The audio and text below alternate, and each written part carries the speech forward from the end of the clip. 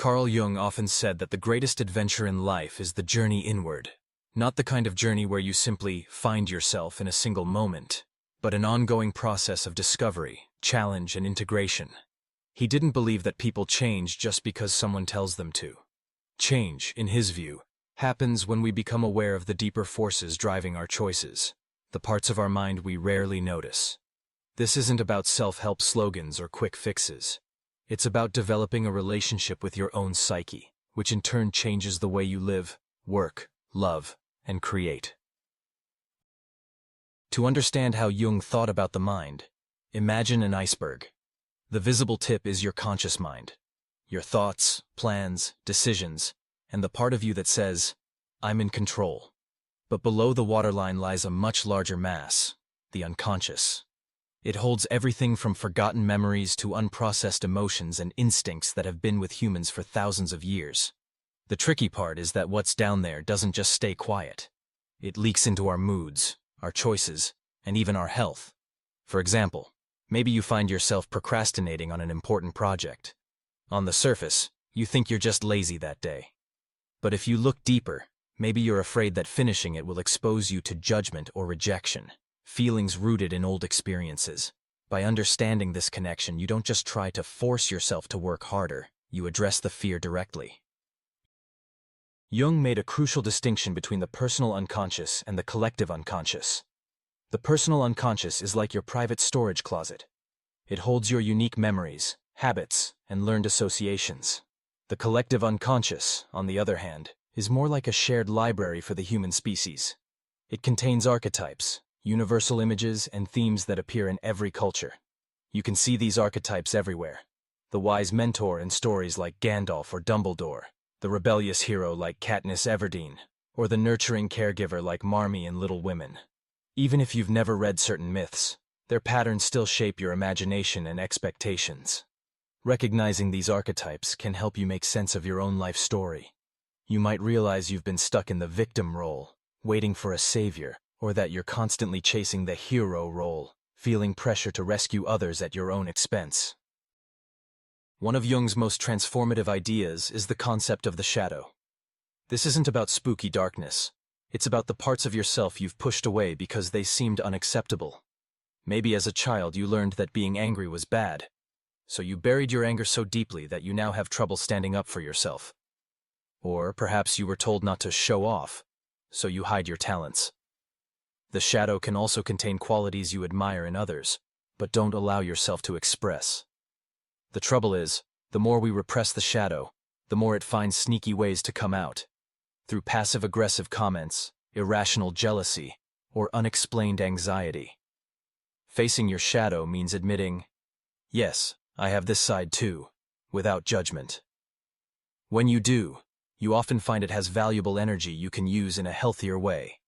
For instance, reclaiming your anger might help you set boundaries, and acknowledging your ambition might allow you to pursue meaningful goals. Jung believed that dreams are a direct conversation with the unconscious. Think about the last strange dream you had. Maybe you were in your childhood home, or you were running but couldn't move your legs. To Jung, these images weren't random, they were symbolic. A childhood home might represent an earlier stage of your life, and the feeling of being stuck could mirror a current situation. The point isn't to look up dream symbols in a generic book, but to ask yourself, what does this image mean to me?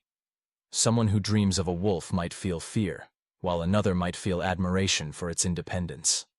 Over time, keeping a dream journal and reflecting on recurring themes can reveal patterns in your emotional life that your waking mind hasn't fully noticed. The process of individuation is where Jung's work comes together. This is the lifelong journey of integrating all your parts, your conscious self, your shadow, your instincts, and your deeper wisdom, into a balanced whole.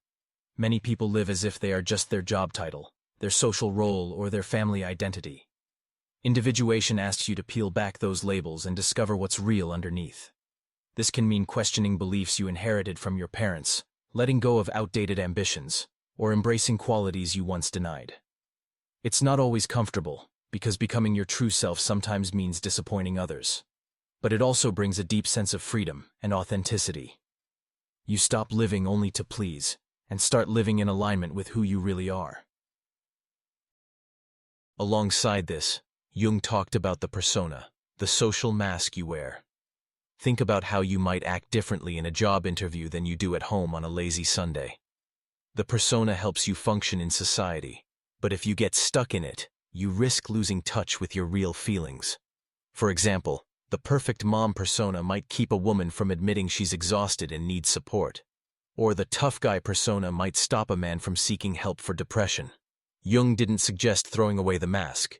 He advised becoming aware of it, so you can take it off when needed. One of Jung's more mysterious ideas was synchronicity, or meaningful coincidence. Maybe you've been thinking about changing careers, and out of nowhere an old friend calls to tell you about a job opening in your dream field.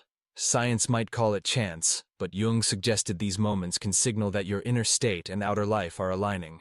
Whether or not you see them as mystical, noticing synchronicities can make you more aware of subtle opportunities and connections. Jung also developed a method called active imagination. It's a way of exploring your inner world through dialogue with images or figures that appear in your mind. This could be as simple as closing your eyes, picturing a recurring symbol, like a locked door, and imagining yourself asking it what it means. Sometimes the answers surprise you, pointing to a fear, a desire, or a possibility you hadn't considered. It's like having a meeting with the deeper parts of yourself. All of these practices, shadow work, dream exploration, active imagination, awareness of the persona, serve one ultimate purpose: helping you live a life with meaning. Jung believed that meaning is not just a luxury, it's a psychological necessity. Without it, people can fall into what he called a spiritual crisis, where life feels flat or hollow, even if things look fine on the surface. Meaning can be found in creative expression, relationships, personal challenges, or a spiritual path. The key is that it has to feel authentic to you, not borrowed from someone else's idea of success. Applying Jung's ideas doesn't mean you'll become a different person overnight, but over time they change the way you relate to yourself and to the world. You start noticing when an old wound is driving your reaction, instead of blindly following it. You become more comfortable with your contradictions, more able to say, yes, I can be both strong and vulnerable. And you begin to make choices that reflect not just who you think you should be, but who you really are. Jung's vision was not about escaping life's struggles, but about meeting them with greater awareness. By exploring your unconscious, integrating your shadow, honoring your dreams, and loosening the grip of your persona, you don't just improve your life, you transform the way you experience it. In doing so, you create a deeper connection, not only to yourself, but to the shared human story we're all living. And that, Jung believed, could change your entire life. Golden words. Your task is not to become someone else.